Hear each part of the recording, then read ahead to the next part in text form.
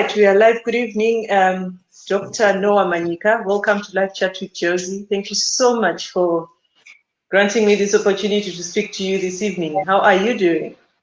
I'm doing very well. Thank you so much, Josie. It's my honor to be on your show. I hope you're well. Okay, so I'm good. And you? How are you coping with the COVID-19? Well, this has been one of the most disruptive things that has happened in my lifetime. I operate from two fronts.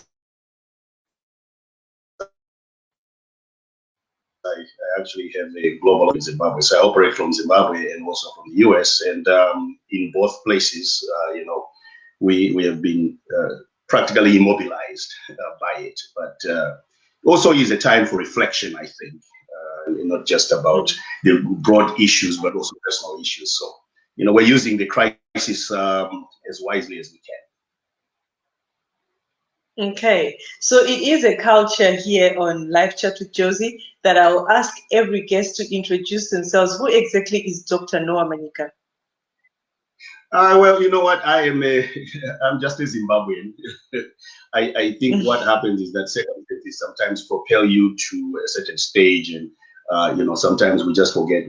I'm just a Zimbabwean. I was born in Rhodesia, raised in Rhodesia, went to school without shoes, studied by candlelight, and sat on concrete benches in the winter, just like all the young people of my generation, and saw, the birth of our country and the early promise of our country and so forth, and benefited initially from some of the changes, and was privileged, by God to be able to go out of the country to study and also to work, and so that's why I'm married. I have a wonderful wife who I've been married to for 33 years, actually, and I've three 33 wonderful. Yeah, been married for 33 years, and I've years.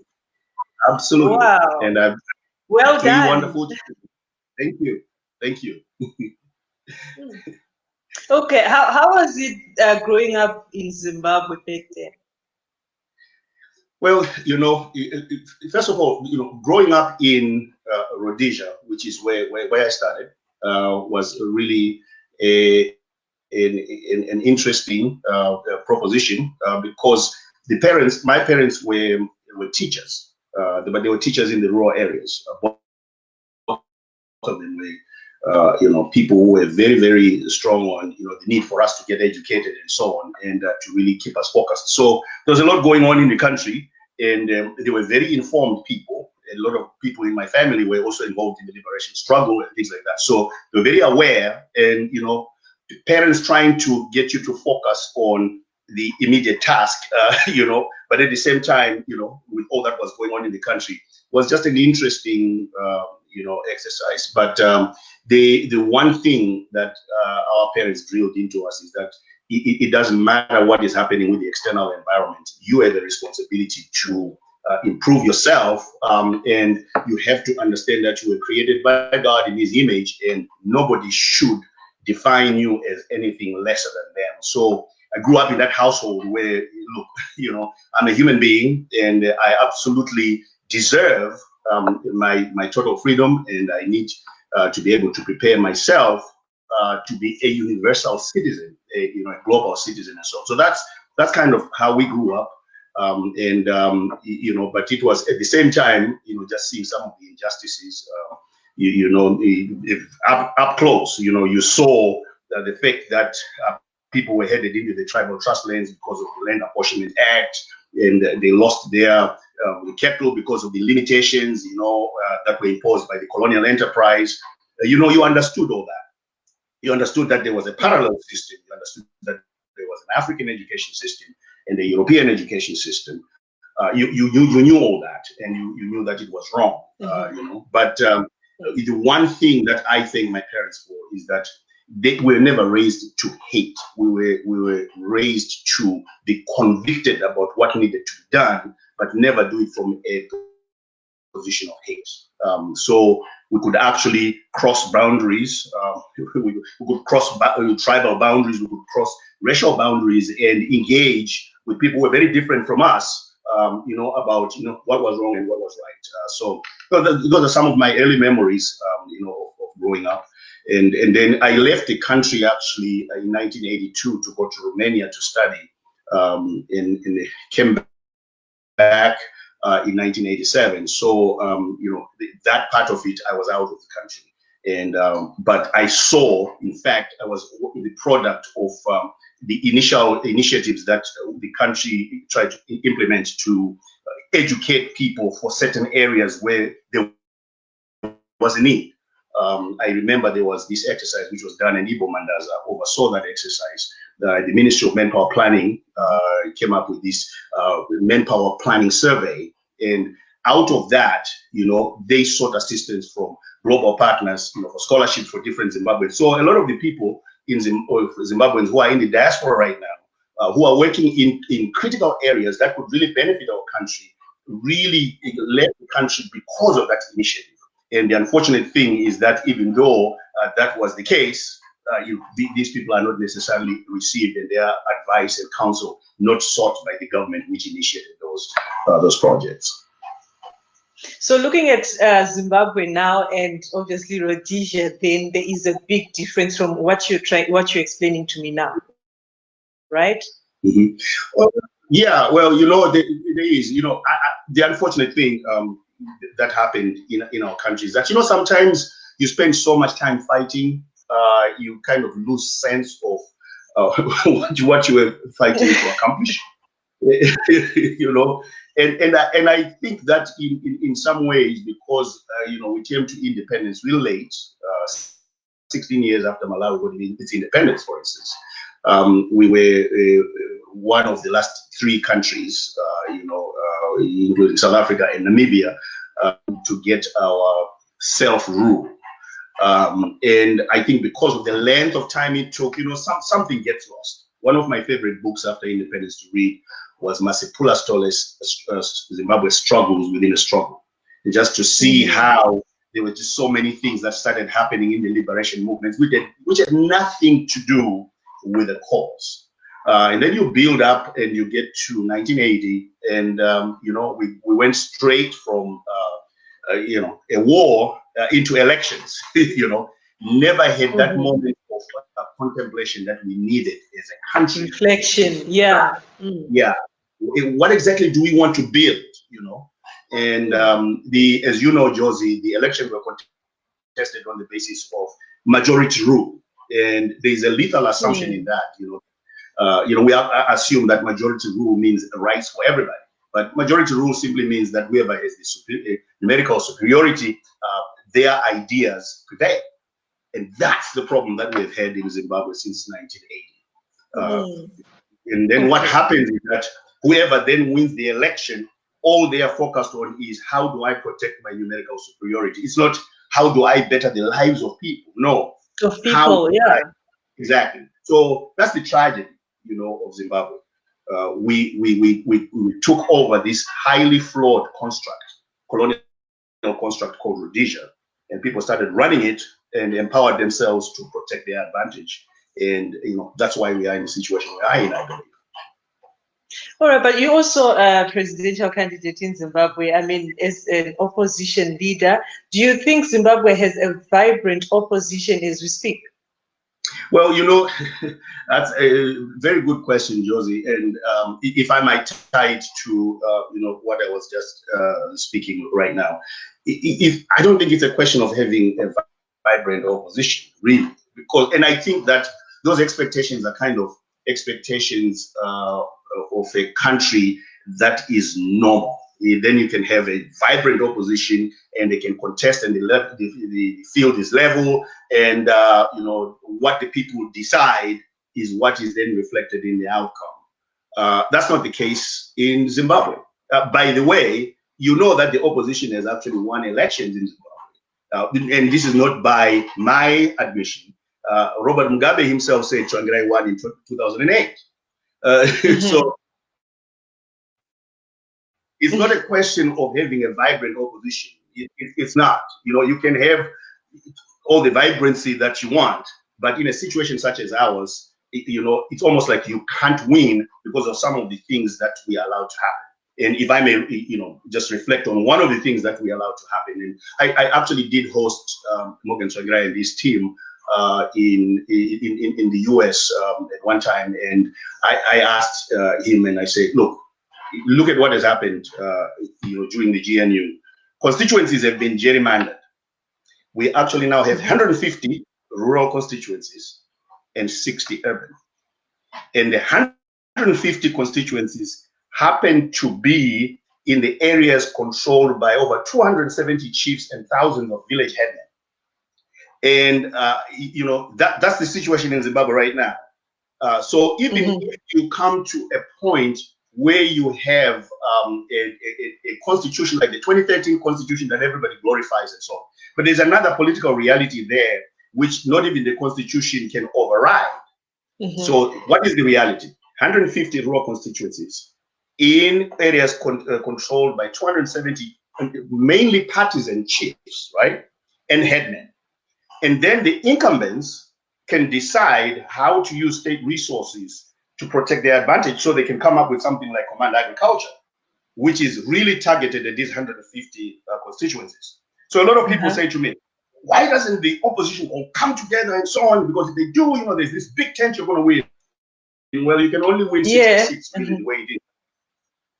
And if you win 66, they still need, they still have 2/3 majority. So to go back to your question, do we have a vibrant opposition? That's not what it's about. You know, it's about us as Zimbabweans understanding how this system is set up.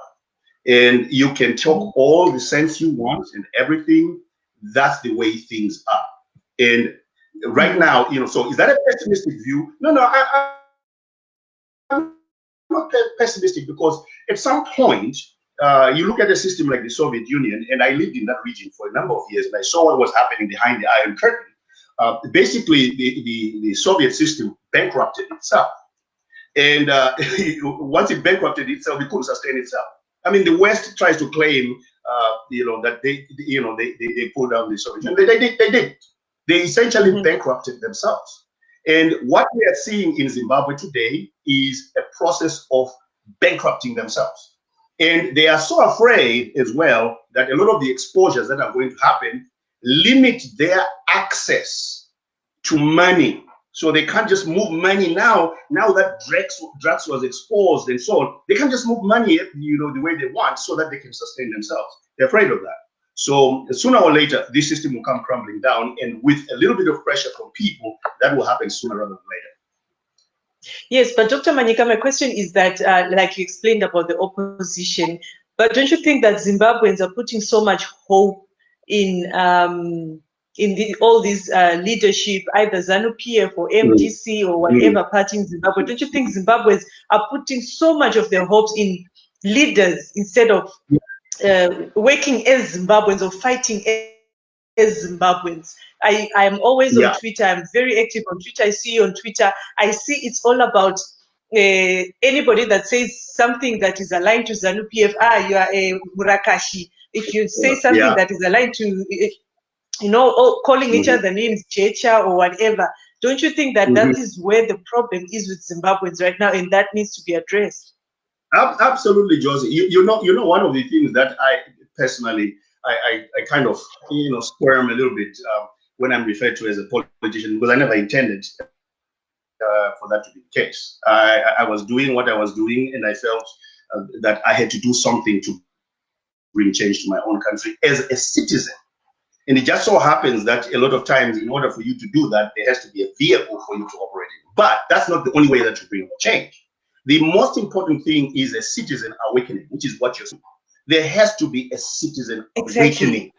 If there is no citizen awakening, it doesn't matter how, you can have the most brilliant politicians, you can have the most articulate messaging, you can have all that. Yes. But if there is no citizen awakening, because, you know, some of the things that I have actually been calling for instance, one of the things that I said in 2016, and I subscribe to that up to today, and I press on that.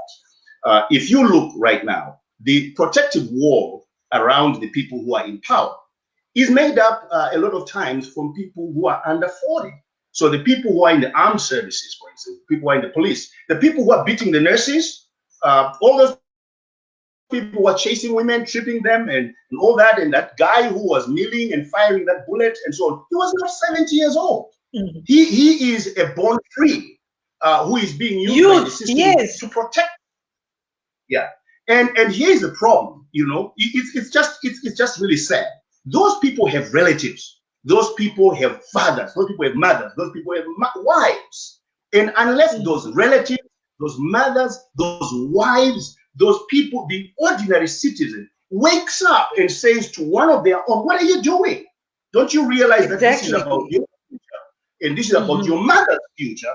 This is about the person who worked for 40 years and was supposed to be enjoying a pension now, who doesn't have a pension because of Zanu-PF rule." That can only be the appeal to those people to no longer be a wall of protection around Zanu-PF is not going to be done by a political leader.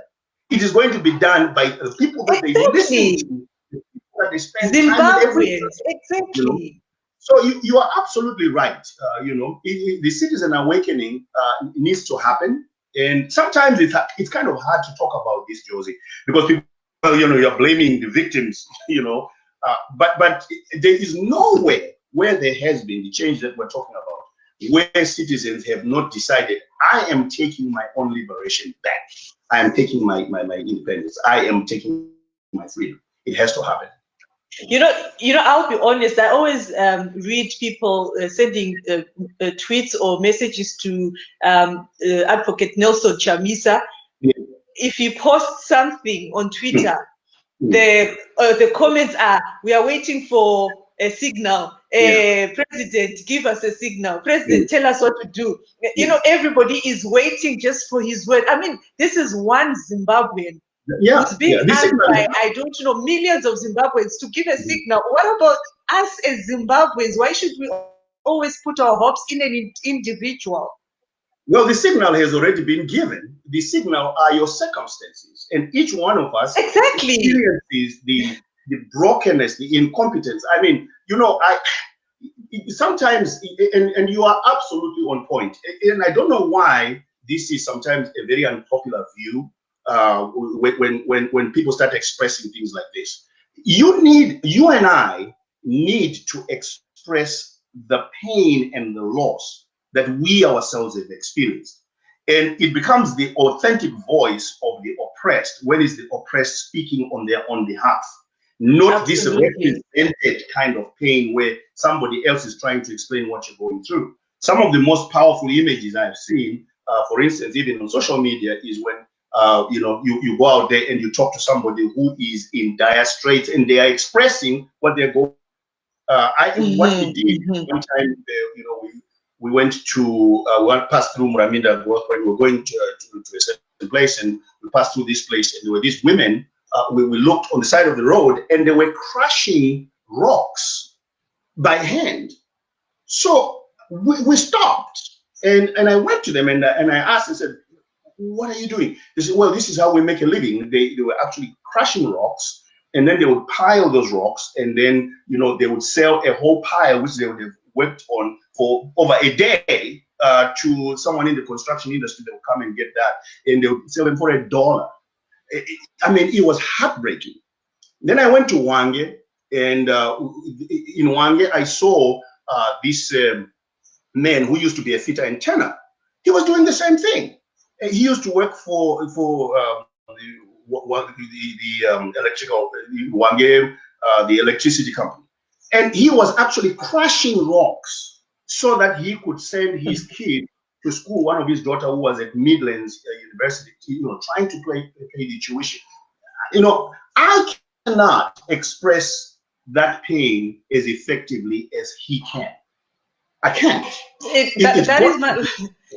That is so painful, and that is my point. That you are someone who also ran for office. I mean, you are in USA, you're having your 3 meals, or if not 4, I don't know. You understand? And then we have that, and then we have that gogo there's a clip that was going around from another media house about a woman who was carrying a lot of notes, Zimbabwean notes, saying, yes, my daughter's died and all these things.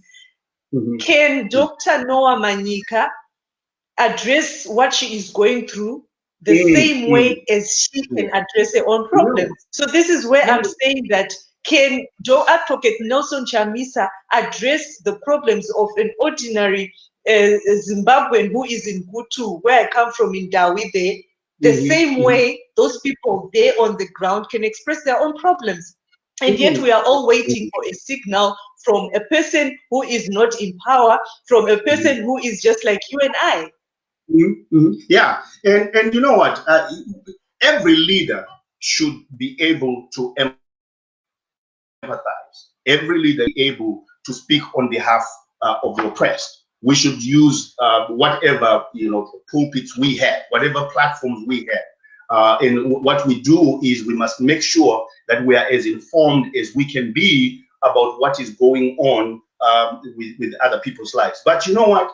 I am always warning about the danger of giving too much representative power to leaders. It's something that's very, very dangerous, because when you keep going down the line, here's what happens. You then ascribe the solving of this problem to the leader and not yourself. So you lower your guard about actually holding them to account, because they are the ones who solved your problem. And we did that from 1980. So we look at it and we say, well, it's Robert Mugabe and these people who were in war who gave us our independence. Well, that is actually not true. The people of Zimbabwe who were supporting the people who were fighting the war are included in that. They suffered just like they did. The cause was not a Zanu PF cause, it was a people of Zimbabwe cause. So, so what did we do from 1980? From 1980, we said, well, they could do whatever they wanted. They had the right to decide what was good for us and what was bad for us. And what they simply did was they made decisions that were in their own self-interest. So there's something very dangerous about giving leaders too much representative power. It is very dangerous, because when they get into power, then they'll turn around and they'll say to people, well, I am the one who made this happen. So citizens must be mobilized to take a stand for themselves, because that's how you build a tradition of accountability for leaders. Apart from the fact that that is really how you get your freedom, So I absolutely agree with you. I think there's this expectation that leaders do become the saviors, and that expectation is a very dangerous one. You did mention a few issues that led Zimbabwe to where it is today, from the time it was Rhodesia to Zimbabwe. But what exactly is the root cause of our problems, Dr. Norman? So, I've actually heard, I was saying to you earlier that in this COVID lockdown, some of the things that I have personally done is just moments of reflection, just going back and really trying to understand. Sometimes it really helps when you're away from the daily hustle and bustle of what's going on, because then you can actually have a time to actually reflect and think. So let me take you back a little bit to history way beyond 1980. Backwards. That's right. Yeah. So when the Pioneer Column arrived in Zimbabwe, and then there was the initial resistance in the 1890s. The initial resistance in the 1890s was a resistance to occupation. Those people were fighting for freedom. They were not fighting to take over a state that the colonial enterprise had created. They were fighting to retain their freedom. So unfortunately, what happened? From 1893 to 1980, we were not successful.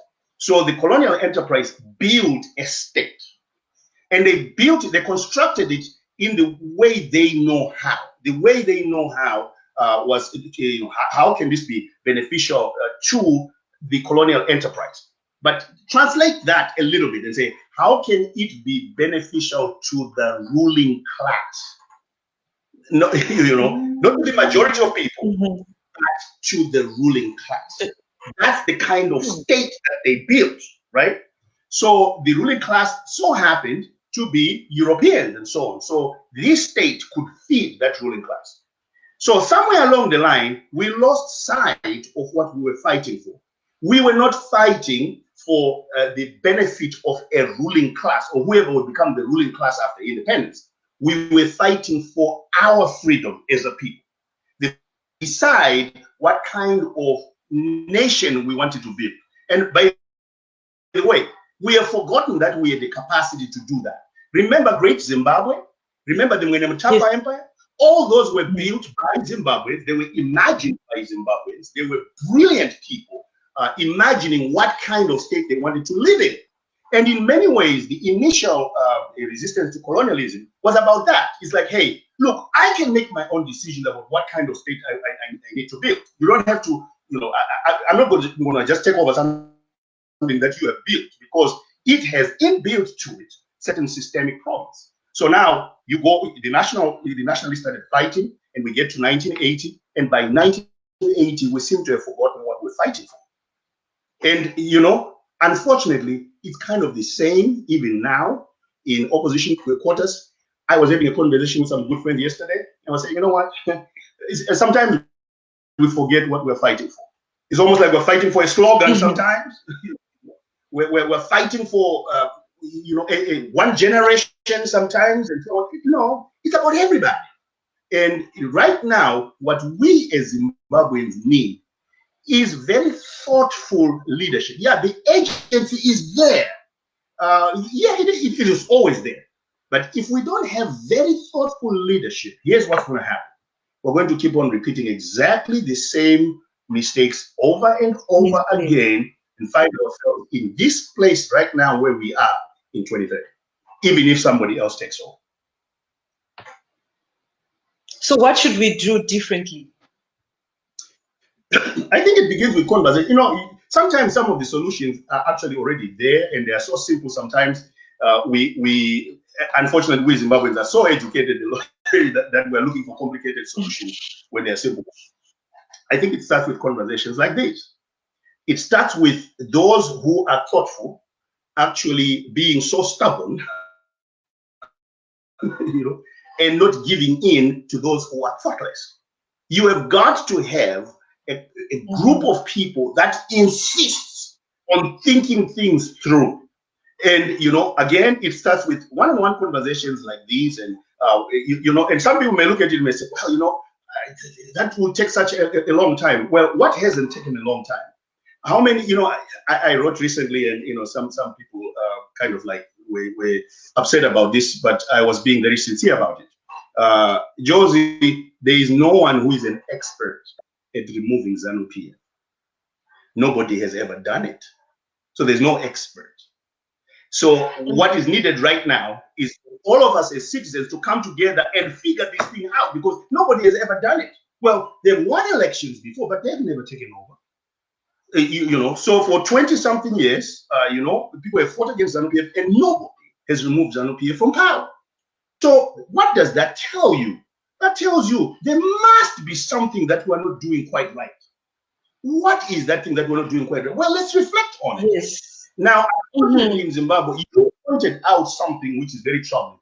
We never get to that conversation, because the moment we start, talking about that, so I'm sure there's some people who are listening to this. You're saying you're speaking against Chamis, you're speaking against this person. I know that. Yes. And I know it's not that. Those responses from people. It's not that.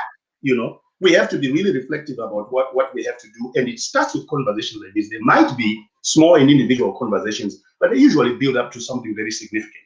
Then we create our structures. So a lot of people say to me, well, we just need to create structures and so on. Well, structures have to be created out of the right understanding of the problem, because the purpose that they serve, whether it's the structure of a political party or a pressure group or whatever, must always reflect a sound understanding of what the problem is. Then you can get yourself to the objective that you proclaim. Okay, so you and I agree that Zimbabwe is in shambles. But if you were the president of Zimbabwe, what measure would you have taken to avoid getting us to where we are today? Well, you know, if you follow the creation of the Build Zimbabwe Alliance, you would have found out that I was actually not interested in being the president of Zimbabwe in a classic sense that you define that. I was interested in coming in and being a transitional kind of presidency. For me, the idea was I belong to the transitional generation. I already told you I've been married 33 years, so I'm not under 30. I am 58 years old. I consider myself to be a member of the transitional generation. So I'm not there to try to build something for myself. I've worked. I've enjoyed success in the things that I have done. My meaning is not derived from being the president of a country. There's more meaning to actually bringing about the change that we need in our country. So for me, what would have happened would have been one, and I articulated this in our manifesto. I said, one, you actually have to redefine how you constitute your cabinet. You have to actually go into parliament and say, you know what, before I even constitute a cabinet here, we need to change some things. We need to change the law. We need to change the constitutional requirement for members of parliament, for cabinet people to be drawn from parliament. We have to be able to tap a wide pool of Zimbabweans who are not participating in the political process because it has become so toxic, and yet would be the right people to run the different ministries. You bring them in. You don't just, and here's another thing that it does as well. If you remove that requirement, then you're not just taking people from your own political party, because you don't always have the competencies that you need to run a government in your political party. It's one thing to be a political party trying to get into power. It's another thing to run a government. So, once you do that, then you start drawing the right competencies into cabinet. That's number one. The second thing is, there's another thing again, if I were to again take you back a little bit into history so that it can inform this answer. Our country is divided into 270 something chiefdoms. We never think about those chiefdoms in terms of economies. And this is partly an inheritance from the colonial enterprise, because the colonial enterprise wanted these chiefdoms to be reduced to cultural and tribal formations. You don't think about them in terms of economy. Think about a chief as somebody who is running an economy and who needs to understand what are the assets in this economy, how can I invite investment into the economy. You don't think about them like that. You think about them as the people who defend our culture. From what? So you have to really reframe that. You reframe the thinking of people by saying, hey, listen, what is the point of these sociological and tribal structures that we have? Because if we start thinking about them as economies, then the thinking changes about how do you measure the performance of the chief, okay? And then we go beyond that. What are some of the things that we can learn from, even the colonial enterprise itself? What they did was they turned towns, regions into economies. So when you thought about going for training as an engineer or as a fitter antenna on attachment and so on, you went to Kwekwe, you went to Zisco, you went to Shrubu, you didn't go to Harare, you didn't go to the University of Zimbabwe. No, you went to a place where there was a vibrant enterprise which was creating value and which needed people to be employed in that place. So we now have to start thinking not in terms of the national economy initially, but of the provincial economies. So chiefdoms as economies, provinces as economies, cities as economies, and you inculcate that. So again, to answer your question, I was looking at myself. In fact, I had already made a commitment. I said, well, if I run, I'm only going to do it for one term, because I was looking at myself as a transitional kind of person who would engage the people in this kind of conversation about the kind of nation we want to build, and then out of that begin to build a political culture which selects people because they are competent and they can deliver the goods that they promise. Wow, that is powerful. But for someone like you who's run his marriage, his home for 33 years, I mean, like I said earlier, well done to that. But you also recently endorsed the 31st of July march against corruption. Can you hear me? Yes, I did. Yes, I can. Okay, what do you expect? Okay, what do you expect as an outcome of the march? Yeah, so this is another interesting one again, because a lot of times people kind of like put words in your mouth and so on. If a Zimbabwean comes to me and they say, I really believe that this is what we need to do. We need to encourage people to express their pain in their own way. And this is not a political thing.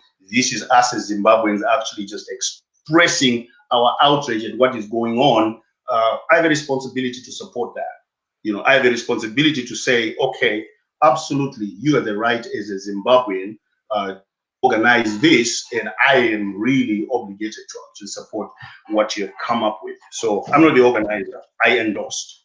And I think Jacob Ngarivume was interviewed by 263 Chat, and he articulated exactly what he expects to happen. And one of the things that I am going to try not to do, and this is also coming from what he himself said, he doesn't want this to become a political thing.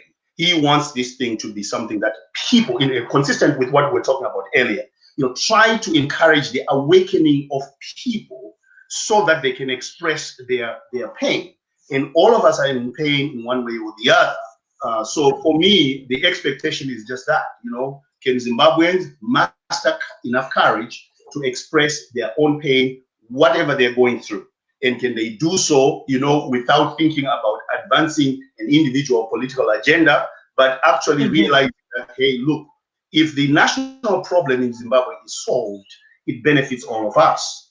So that was the spirit of my endorsement of July 31st. And I hope that people are to respond to what Jacob Ngarivume is saying, which, I talked to him and I've talked to his team. They did reach out to me, and I am convinced that they are sincere. They want the Zimbabwe people to awaken to their citizen responsibility.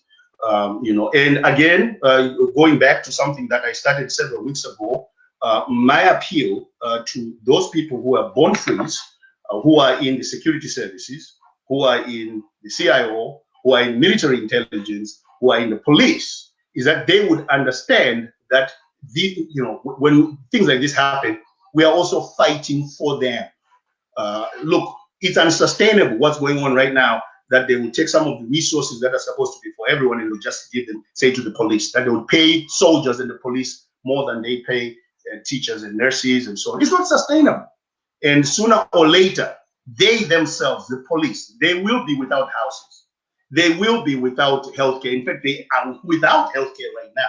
They will not be able to send their children to school. They will not be able to, and in fact, that's one of the things that I also say to my fellow Zimbabweans. Some of us have been privileged.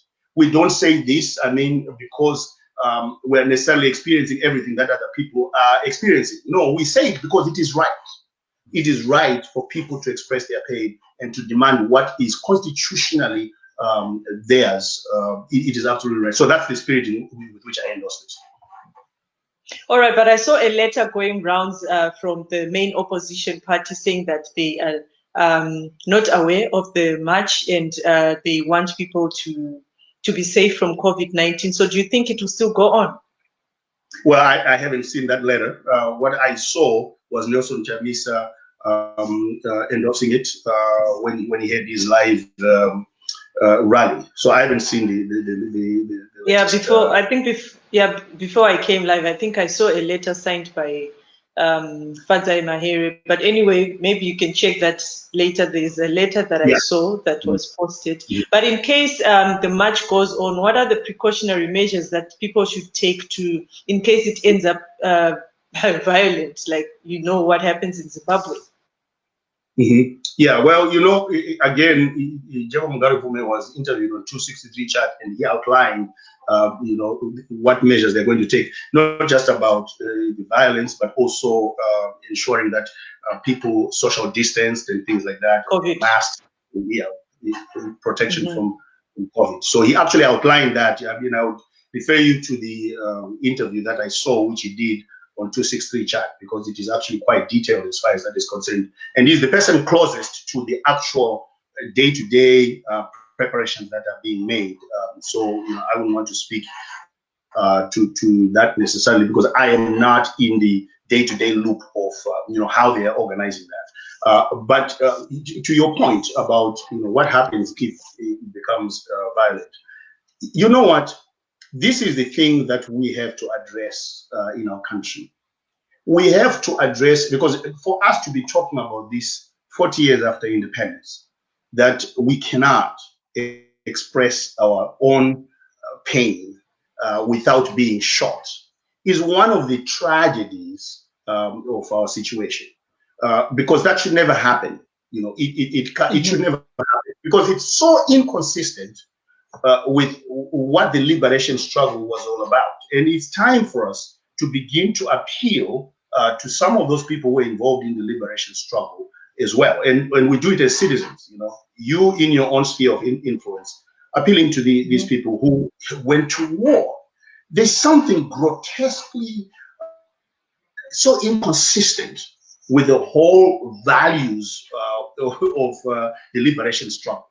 And if you remember, 2017, what did they say they wanted to do? They said they wanted to restore the legacy of liberation struggle. Well, what does that mean? What does that mean? It's time for us to begin to engage them using their own words. What did you mean when you say you wanted to restore the legacy of the liberation struggle? The liberation struggle was about giving people their rights, rights that they were denied before independence. So what is this about? So I think it's important for us to be consistent in our messaging, in taking people to task about that, in making sure that people don't get away with things like this. Lastly, concerning that, here's another thing that we need to be aware of. There are people in power, and then there is that vast field of enablers. And these are not necessarily people with guns. These are just people with voices, and they are so vocal, against the right thing. And a lot of times people become cowed and they don't respond. It's important for us to respond to the enablers.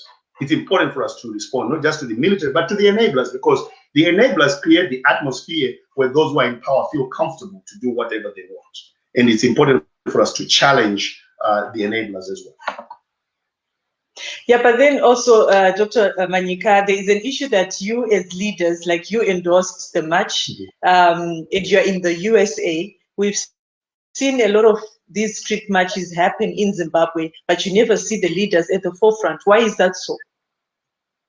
Well, like I said, I get this question all the time. I actually live in Zimbabwe, and I know people like to focus on that. I live in Zimbabwe. I travel a lot, and because of my other responsibilities, I'm actually making a documentary, like I mentioned to you, and the documentary is why is it difficult for Africa to rise?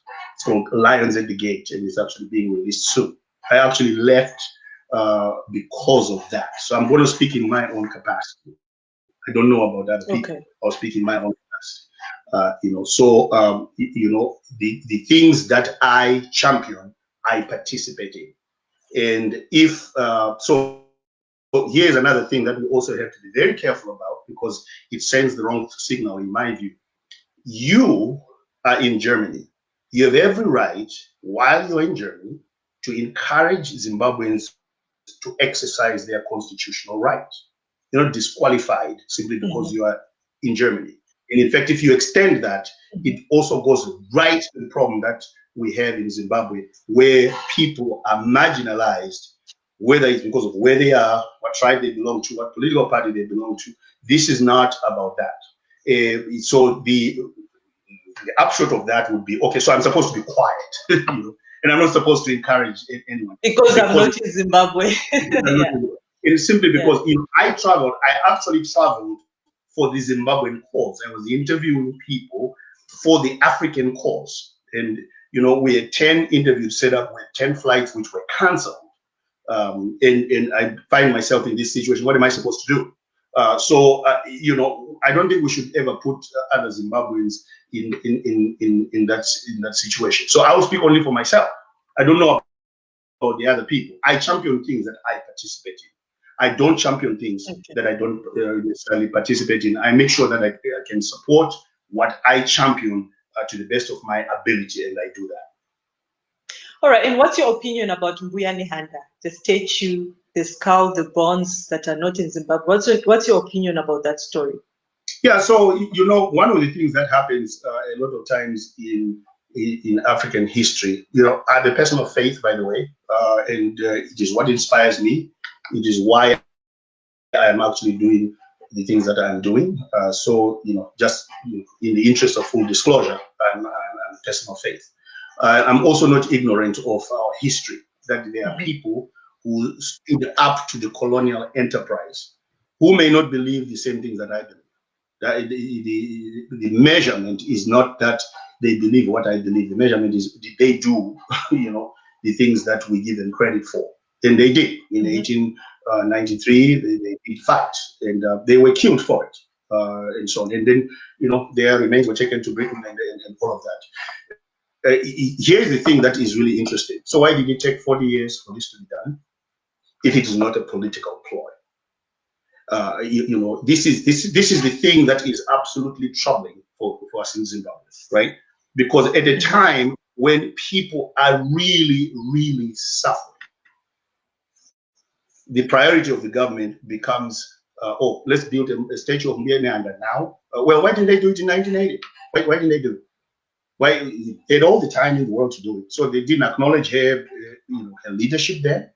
So they're acknowledging it now, simply because people are focusing on their corruption, and hospitals are dead in the state that they are in, and teachers are not getting paid what they should be paid. And people don't have food, and so on. So now that becomes a priority. Simply so. I mean, we must refuse to be baited, because all this is about trying to prove that one group of people is more patriotic than the other, because one group is going to stand against, you know, the construction of a statue of Mbuyane Handa. It's stupid, and you know, it shows such a lack of priorities on the part of government. Whatever they needed to do, they should have done it in 1980. You know, and it's a misplaced priority right now because of what is going on, you know, in the lives of people. And by the way, the greatest acknowledgement any government can give to previous heroes is by making sure that the country they are running is actually running, making a success of the liberation enterprise. That's the best tribute you can give to whoever is a hero in your past. You know, the best tribute is to allow people to express their opinions. That's the best you know, tribute you can give to those people. Some of these gestures become empty gestures because you're expecting it to stand there and be witnessing the brutalization of the people that she fought for. To me, that's crazy. That is a very deep point from you, Dr. Manyika. But before I let you go, if you were to be in the same room with President Mnangagwa today, what advice would you give him? Yeah, I have been in the same room. You know, some of you know I was invited to State House at one point, and I decided to go and deliver a letter to him. And I did. And I read that letter in front of everybody, and I told him exactly what I felt. And then I left. And what I basically say to him is, you are your own worst enemy. And right now, there's no reason for his presidency to be unsuccessful. It's all on him. Because in 2017, you know, as they say in Zimbabwe, you know, in the game of soccer, you imagine there's a goalkeeper right there, and the ball is put on the penalty spot, and then the goalkeeper, you know, is not there. He moves out of the goal, and all you're supposed is to slide the ball in. And that was the setup. That's how he had been set up in 2017. He was set up to succeed, not to fail. You know, and there's absolutely no reason why he chose this route. You know, the unfortunate thing about people who have dictatorial tendencies is they don't learn from history, because their end is never a good one. It is never a good one, and the kind of command politics that we see in Zimbabwe, it always ends badly.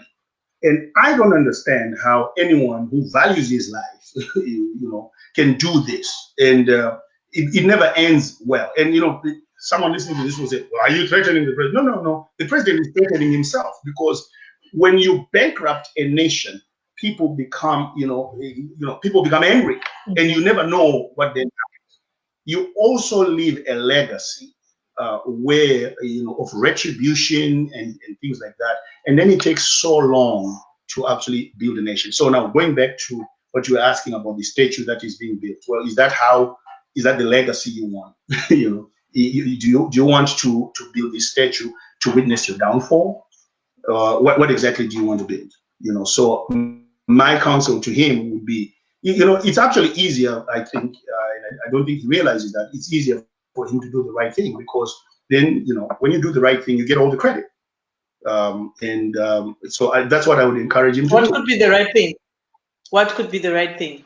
The right thing right now, honestly, is right now, yeah. Right now, the right thing would be to, one, a clear admission that they have failed. Two, they cannot bring about the change that is needed in Zimbabwe by themselves, and having the courage and the decency to convene the conversation among Zimbabweans, which they don't preside over, which is presided over by a completely independent entity, so that the views of Zimbabweans can be incorporated into what comes out of that, which is, okay, what kind of governance do we want? What kind of state do we want? What kind of rights, do we want enshrined in our constitution? How do we want to run this government, and so on? That's the most decent thing that they could do right now. I don't see how anything else could work.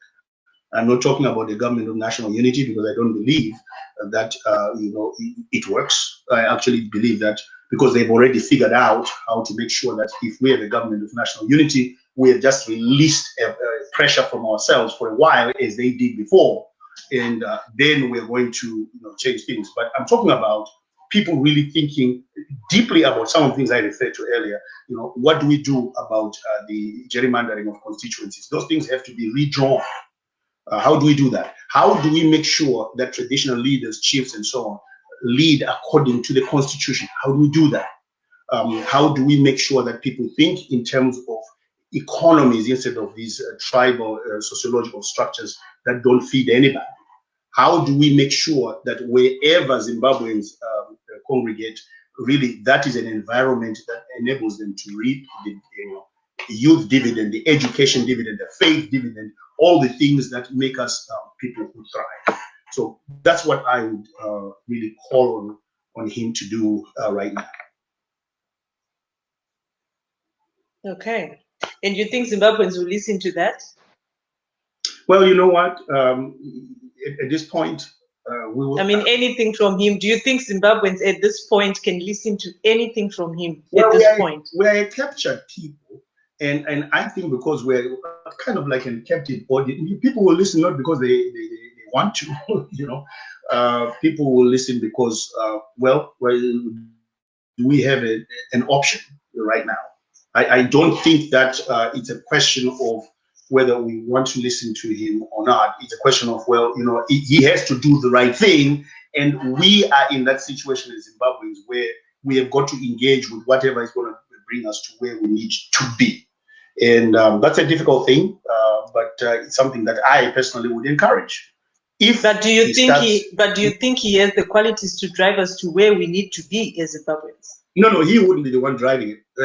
He only needs to do one thing.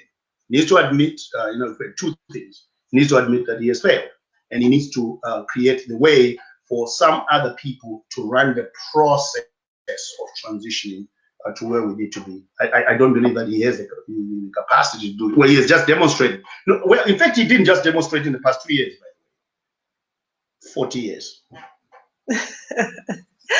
All right, Dr. Manyika. So tell us, are you going to be running again in 2023? That's a very good question. People ask me that question all the time, and I say, let me tell you something. 2023, when I look at how things are going right now, will we even have a country? will we even have a country? And if we don't do Let's something, be hopeful. Let's be hopeful. I'm very hopeful. And let me tell you, my hope is tempered with. So here's why I say I'm hopeful. I'm hopeful that if we message people correctly, things will change. And the messaging has got to be: don't think about an election in 2023, because we have had elections before and they have been won, and no one has been able to dislodge Zanu PF even though they have won. So the election is not the solution.